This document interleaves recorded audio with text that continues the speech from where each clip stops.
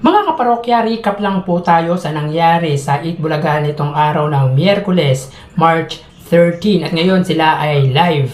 Nag-guest nga sa Itbulaga Center Stage ang Lockdown Band na paboritong banda ni Tito Sotto at si Atasha Mulak lang ang absent sa Itbulaga ngayong araw. Sa Perafi naman, ang social media influencer na si Rosmar ang naglaro sa segment na Perafi at first time ko makita na umabot ng 11,000 viewers ang Facebook Live ng Itbulaga sa huling segment nito. Siguro dahil inabangan din ng mga dabarkad si Rosmar. Samantalang naubusan naman po ng oras or overtime po ang It's Showtime dahil na din sa tagal ng oras ng Especially For You at na-miss nito ang tawag ng Tanghalan Kids. So overtime nga po ang Especially For You dahil sa kapanapanabik din na naging usapan sa nasabing segment. Ang It's Showtime na ba ang siyang papalit sa binakante ng tahanang pinakamasaya?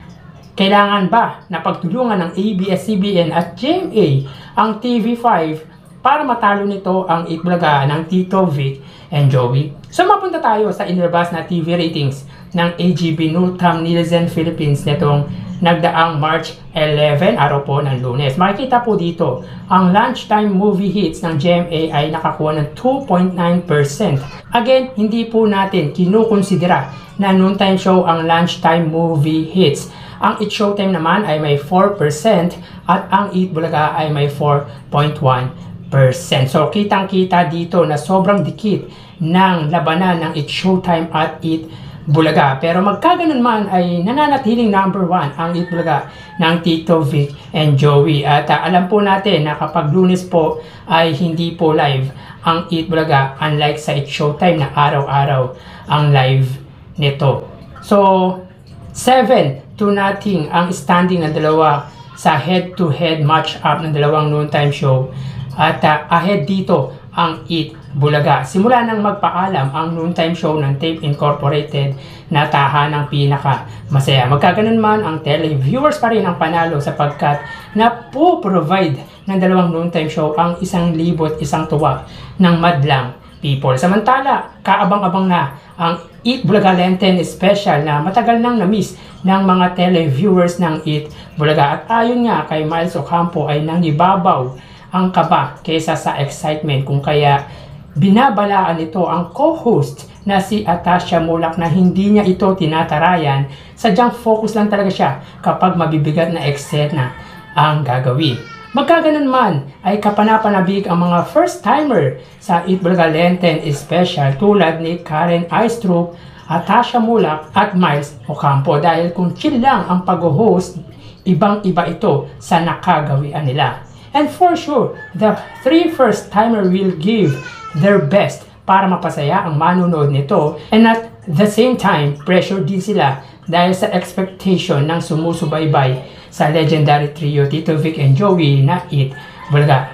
Let us support EB Lenten Special or Itbulaga Lenten Special para sa Lunes Santo, Joey's group na Zelda ng kahapon with Paulo Ballesteros, Alan Kay, Wally Bayola at Karen Aistrup.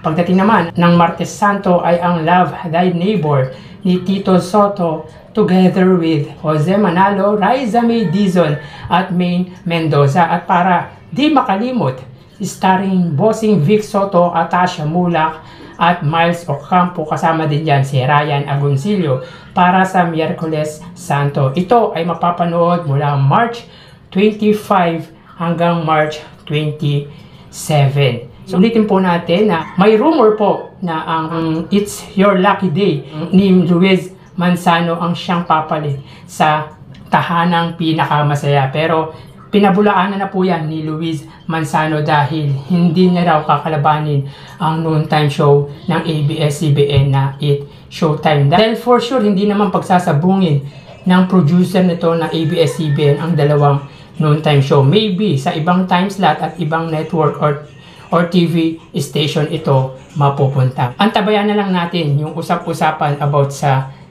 It's Your Lucky Day dahil nagkaroon nga po ng reunion ang mga hosts nito kasama sina Long Mejia, Shaina Magdayaw at marami pang iba. Yung lahat ng naging host ng It's Your Lucky birthday. So yan po ang ating quick recap sa nangyari ngayon sa Eat Bulaga at sa Eat Showtime. Magpapalo na po ako. Thank you and God bless!